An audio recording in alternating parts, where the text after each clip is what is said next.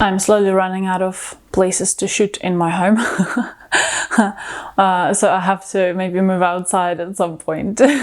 This is Self-Talk Body Soul channel. My name is Maria, and here we talk all things spirituality, mental health, personal development and growth mindset. In the very first video on this channel, we talked about daily planning and the importance of it and how to implement it into your life and how it can benefit you. Today I want to talk about planning again, because there was a lot of things that I didn't mention in the first video that I really want to talk about. And also it's kind of a good timing to talk about it because in the last video that I made, we talked about how to find out who it is that you really are and what you want to do with your life.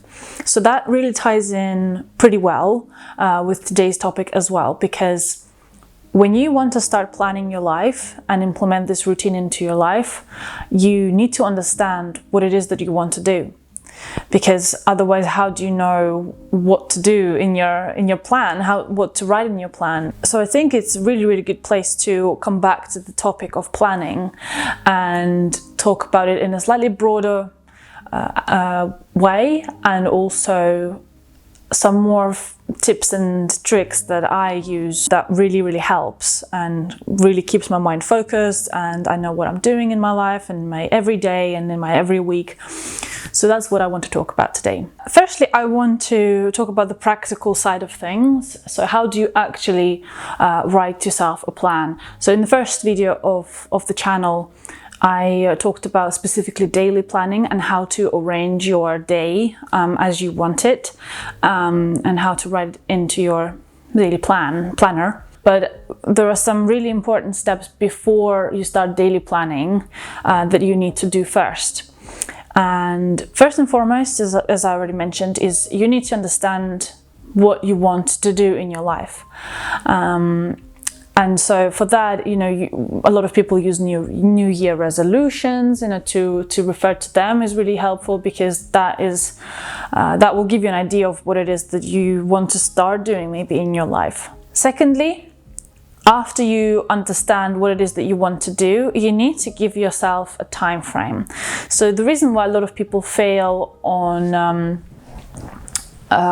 achieving their goals is because their goals are either not clear enough, so that they're too wishy-washy in the wording even. For example, I want to lose weight. Okay, how much weight do you want to lose? What is the actual goal of you losing weight? Do you want to be more fit? Do you want to be more skinny? Do you want to be more muscly? Do you want to fit in a specific clothing? Like what's the actual goal, right? And then another thing is they don't give specific time frames for their goals. So they say, I want to lose weight. And even if they do start losing weight every week, every month, they might not understand that they are achieving their goal because they don't know how much weight they're meant to lose in what time frame. That's just an example. You can apply this to anything. So that's a very important point. When you know what it is that you want to do in your life, you need to set yourself a time frame. So if it's New Year resolutions, it's probably something that you want to achieve in this next year. So let's just take losing weight as an example, just to have something to work with, but you can apply this to anything. So let's say your dream is to lose weight. So first you need to say, how much weight do you want to lose? And to answer that question, you need to understand why it is that you're losing weight. So again, apply that to anything in your life. You first need to understand why it is that you want to achieve one goal or another. And answering this one simple question, why, will actually help you discern between your goals and desires, really what you want to do in your life, and something that maybe came from the outside, and it's something maybe that you believe you should be doing, but maybe it's not really what you want or should be doing at all. So answer this question first. You've got the idea of what you want to do, what you want to achieve, and the next step is ask yourself why you want to do this. And it's really powerful, this question, because if it's something that you genuinely really want to do, the answer to this question will be the motivation for you. So it's even, maybe a beneficial exercise to write it somewhere down, the answer to why you're doing this. And whenever your motivation level will dampen and you won't feel as excited to do the thing that you were meant to be doing, you can refer to this why. There's a phrase, I really love it. It's if you have a why to live, you can bear almost any how. And that is really powerful, and it's very true. I've noticed recently that the really big thing that helps me in my life nowadays with anything, whether it's achieving my goals or dealing with issues in relationships or work or whatever it is, the thing that is really powerful and helpful is having that self-talk inside your mind to repeat to yourself why it is that you do something, why it is that you don't want to do something, right? So when you want to reach for that biscuit or a cake in the fridge or whatever else, ask yourself, is this the best thing you want to do for yourself right now? Or if you have something in relationships that you're struggling with, maybe you notice some pattern that you keep repeating in your relationships. The next moment that you will notice yourself wanting to do that thing again, pause and say to yourself, I don't want to do this thing anymore because blah blah blah blah blah. Maybe you notice a pattern that your parent did and you're repeating it now, and so you remind yourself, I don't want to do this behavior anymore, I don't want to exhibit this behavior anymore because I don't want to be like my parent, because it's not healthy or something like that. So that why is really, really powerful to motivate you and for you to understand what it is that you want to do. So once you've done that, you then can set yourself a time frame for how long you are giving yourself to achieve something. And here you need to be very generous with yourself, because I think another mistake a lot of people make is they set too short of a time frame, and then when they don't achieve that thing, or they're not moving fast enough in their progress to achieve that thing and for that specific deadline, they start feeling very demotivated and very bad about themselves. So once you figure out your time frame, and the next few steps can actually help you figure it out if you don't really know how much time you need, what you're going to do next is you're going to plan your year ahead. It's going to be very approximate plan, what you want to achieve in that year. You can start prioritizing and assigning months to certain actions.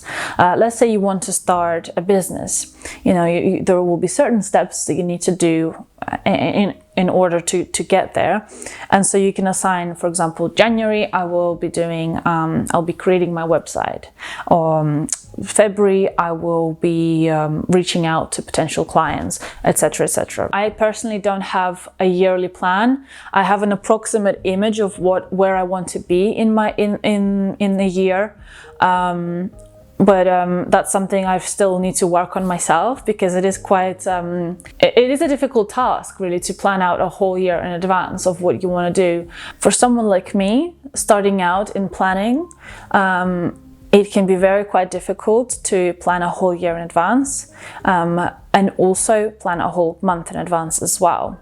When I started planning, as I said before, I couldn't even plan a day. It was really difficult for me.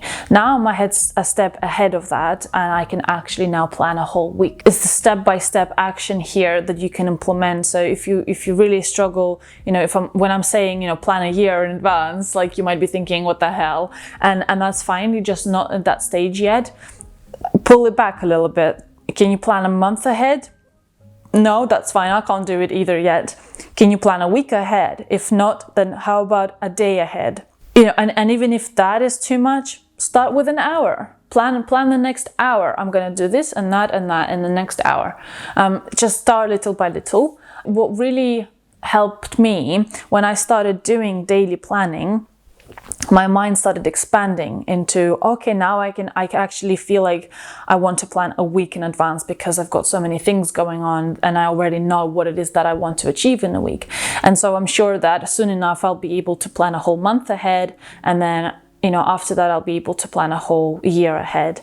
And actually, in fact, for the month of April, I already had a plan, approximate plan, in March. So I'm moving in that direction, but to be able to get there, start small. Again, we always start small. So in order to kind of demonstrate what it is that I do, I actually have multiple diaries. You don't need to have that. You can have, you know, just a notebook or anything that works for you. Try different things out, see what works for you, what doesn't. So what I have is, well, I actually have this moonology diary because I love reading about the moon cycles because it really affects my life. I've noticed that a while ago, and it, you know, has different like journaling prompts. But really, I mean, I use it for that, but also it is just a sort of a weekly diary. So it looks like that. I don't know if the camera will now mess up and not focus properly. Oh. So it's just a weekly diary, basically. It's got, you know, a little strip for Monday, Tuesday, Wednesday, Thursday, etc. And in this diary, I plan a whole month ahead because, you know, so for example, now is April, obviously. And so in March, I knew that, you know, on this day in April, I will have to do this. On that day in April, I'll have to do that. And then I'm genuinely thinking about my life and what I want to be doing, maybe some projects that I want to complete. And that's where my monthly plan comes in, right? So I'm thinking, okay, first week of April, I'm quite busy with errands. So I'm not going to stress too much about the projects that I want to complete. But second week of April is pretty empty. So then I'm going to do my projects, etc., etc. So that's kind of what I do for my monthly plan. Then I go down a step and I plan my week. So I also do that mainly in this diary, but what I also use is a sheet from the course that I mentioned before called Virtue Map. So I'll link it down below again because it was really helpful. I'm almost finished with it now. And they had these sheets, this is how I started weekly planning, and it was so incredibly helpful. So what it has, and you know, you can just write a structure like this in your notebook if you want. So there's your weekly planner, you know, you can write down which week that is, and then you write out the things that you want to achieve in a week. So let's say you've got an appointment to attend, you've got to meet a friend, and you've got to, I don't know, if you want to finish that book that you're reading, whatever else, right? So you write it all in line here. You can write as many as you want. You don't have to complete them all in this week, but these are the things that you wish to achieve at some point, hopefully this week, right? And you can number them afterwards in, you know, the order of importance, for example, because that's another thing that really helps me. So you write out the things that you want to complete in a week, and then what you do is you prioritize.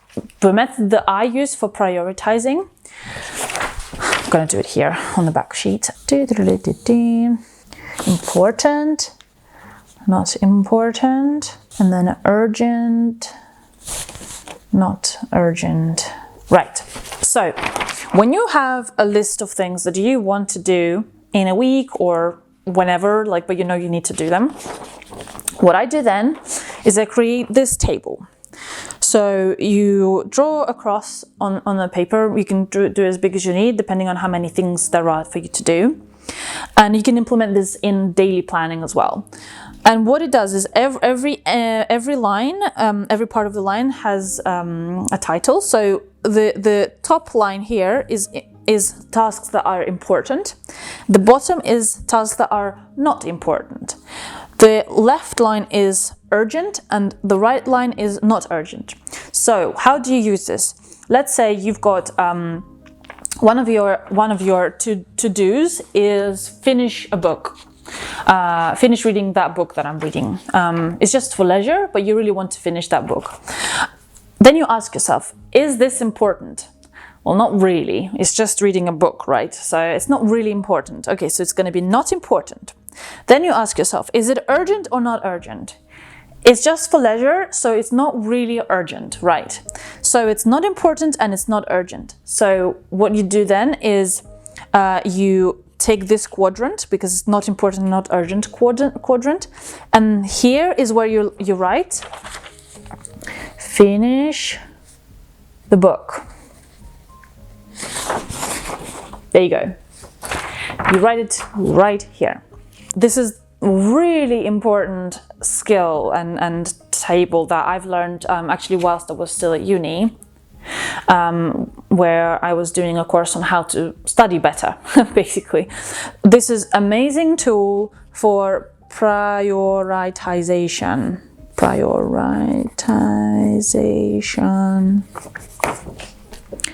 Setting your priorities right.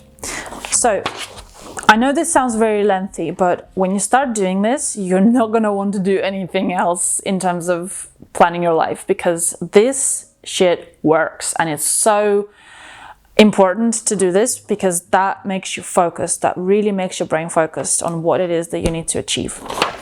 So you've done your to-do list, you've prioritized, right? So you know that this quadrant will be the things that you have to do soon. And you have to do them, they're non-negotiable. So this quadrant on the left will be number 1 priority. The quadrant on the bottom left will be the second priority, because even though it's not important, it is urgent. So it's the things that you have to do soon, right? So that will be the second priority for you. So first, second, then important, not urgent will be the third one, and the not important and not urgent will be the fourth one. First, second, third, fourth. Yeah, that's how we set our priorities. So once you know this, then you can write it out into your weekly schedule. I recommend probably not doing more than 3 of the to-dos per day. 1 or 2 is best, because that way you don't overwhelm yourself. But once in a while, if you want to do 3, like do 3. But more than that, you're going to overwhelm yourself pretty quickly. So once you know your priorities, okay, Monday is the first day. What is the urgent and important things that you have to do? Probably put them on Monday and Tuesday if you can't finish them on Monday. And so on. You plan out your week then according to what your priorities are and when you have to attain the tasks by.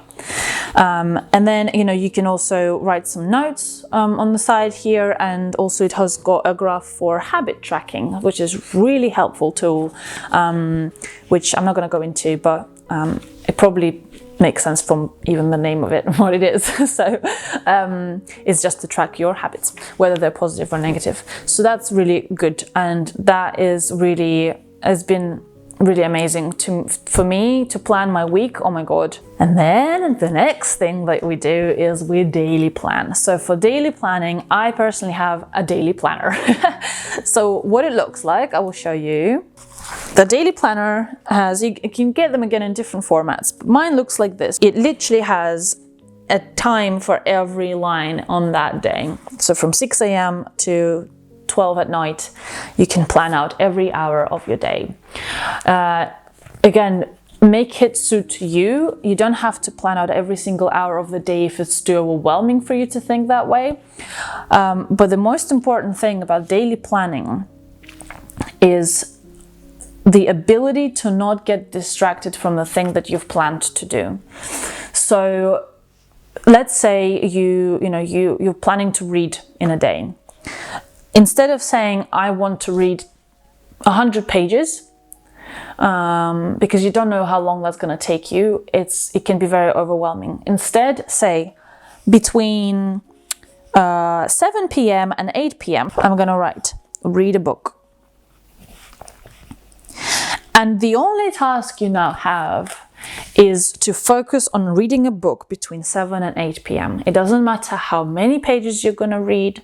It's just about focusing your mind and attention on reading a book in this time that you've planned it into. And that is the best way to beat procrastination and actually achieve your goals. And that is what coaches will tell you as well. That obviously some days maybe there are certain tasks that you just have to finish, and then you don't really care for how long it takes. Well, then block out a whole day for that specific task. But if you're gonna set yourself a time and the specific limit for what you have to attain, you're gonna overwhelm yourself a lot.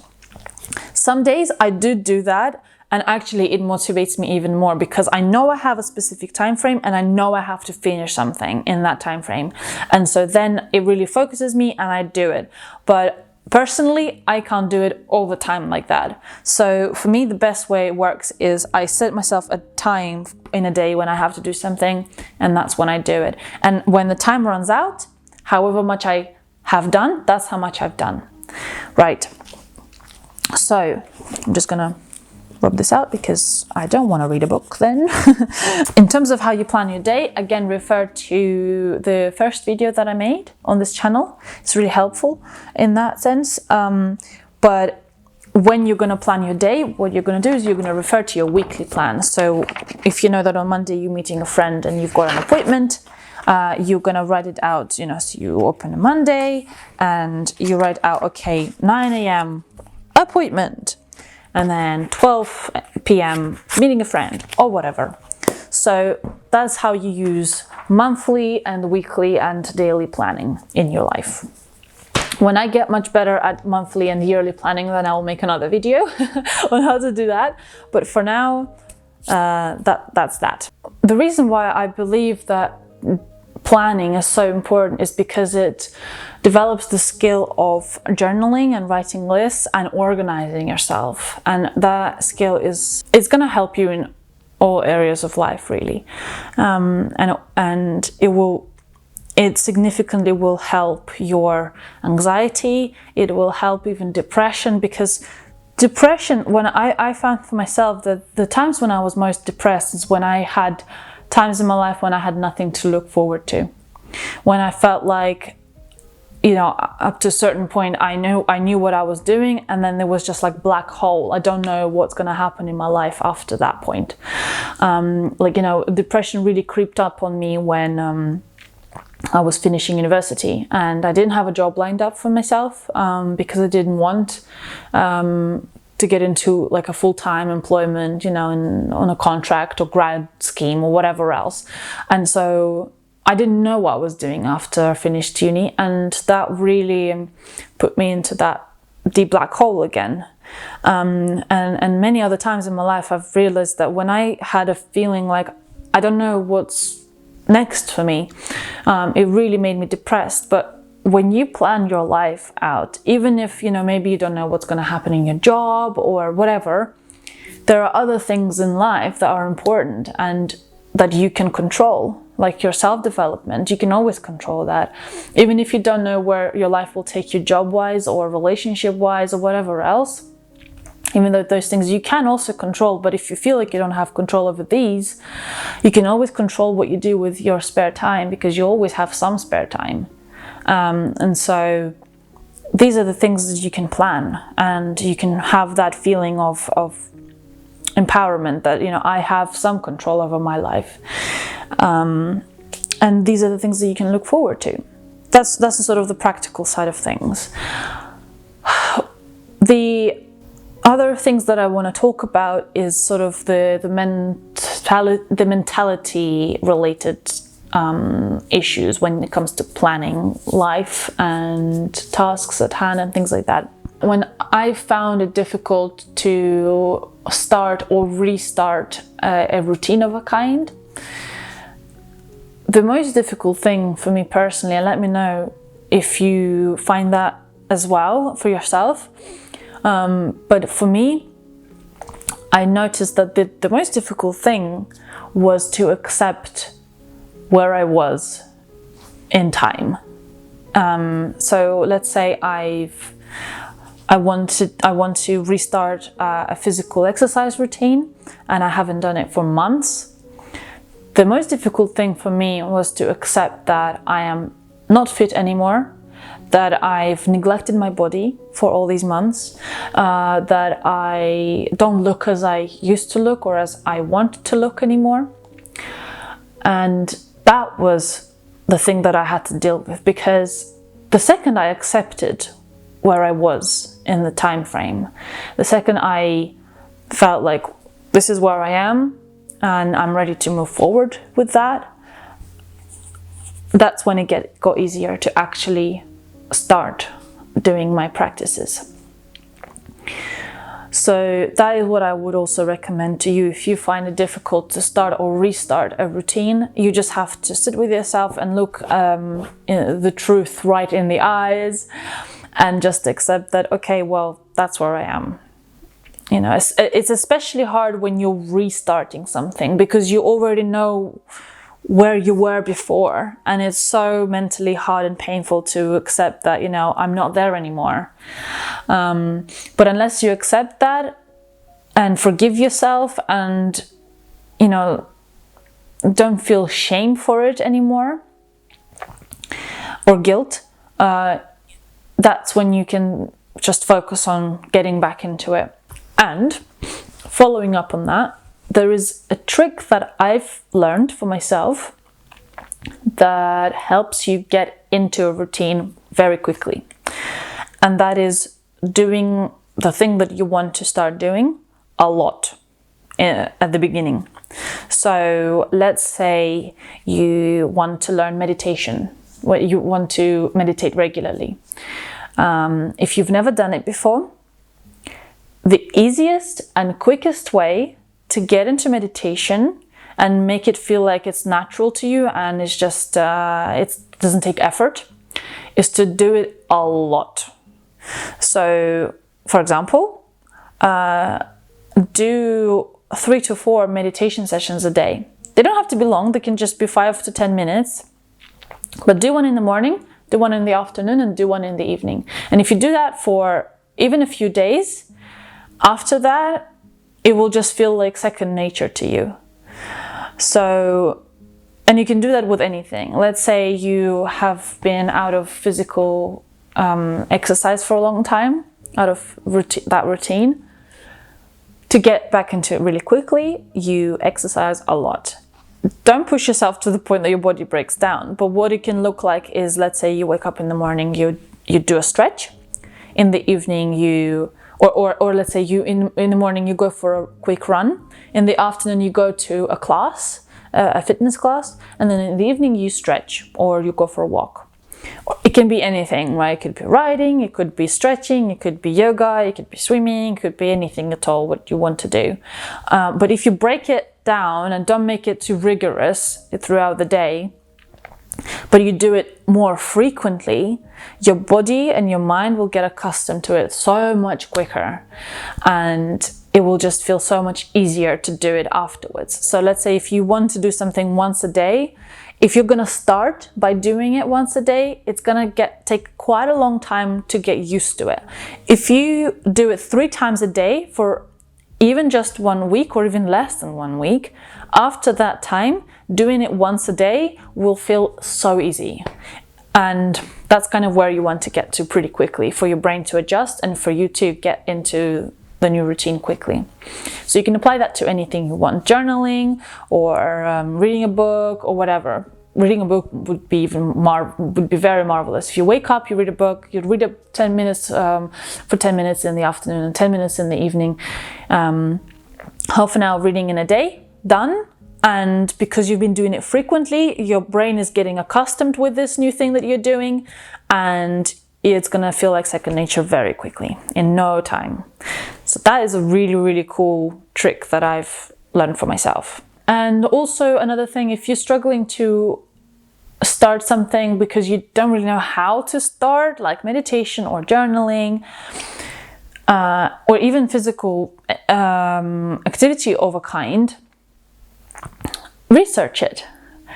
It really is so strange to me that, in the time of social media and technology and so much advancement in this area, people still don't know things.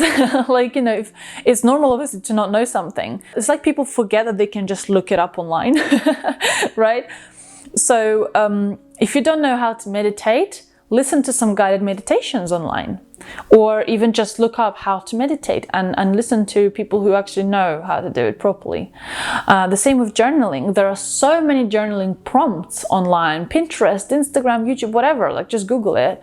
Yeah, anything at all, you know, or if it's to do with physical activity, get yourself a coach.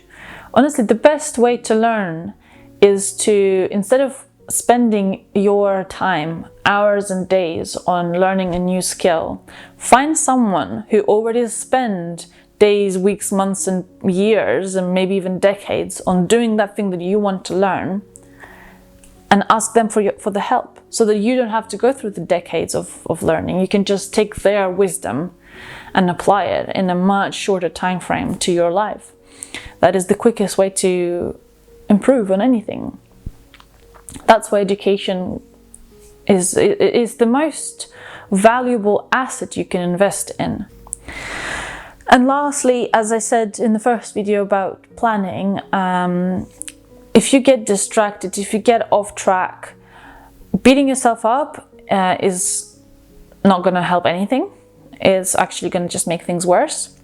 So if you get distracted, just implement kind self-talk, you know, sit with yourself, ask yourself, why is it so hard for you to do something, you know, because there will be reasons and they will be inside of you and you know all the answers. You just have to take the time to sit with yourself, quiet your mind so that you can hear what is inside.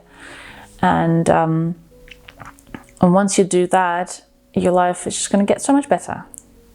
So kind self-talk, and if we get off track, get back on it and celebrate yourself for that, because it takes immense strength and courage and time, and most people struggle with that. So if you can do it, you are a brave heart. As always, subscribe if you want to see more, like this video if you found this information useful, and connect with me on Instagram to ask me questions or anything at all. And I will see you in the next one.